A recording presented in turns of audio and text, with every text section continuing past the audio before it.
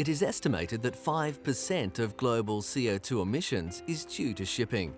So the reintroduction of wind power to international cargo ships is a move that could help reduce the high levels of atmospheric carbon. But the German ship MV Beluga Skysails is more than just a sailing ship. It uses a kite to take advantage of high-level winds that blow more constantly than air currents near the surface.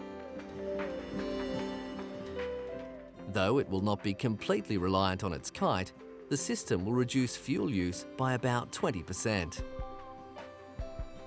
Beluga Shipping is the first cargo company to use the system, developed by Hamburg-based Skysails. When not in use, the kite is stored below deck at the front of the ship. The small amount of storage space needed for the kite only minimally reduces the space available for cargo. The system is controlled from the bridge, with all aspects of the kite's behaviour controlled by computer. The system can be retrofitted to existing ships, and the Skysails company aims to convert 400 ships by 2013.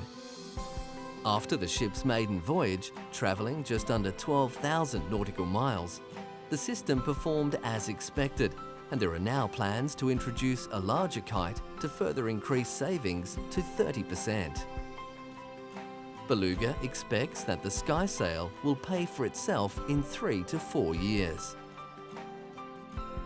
The tether connecting the kite to the ship stretches as far as 500 metres to stay clear of surface turbulence.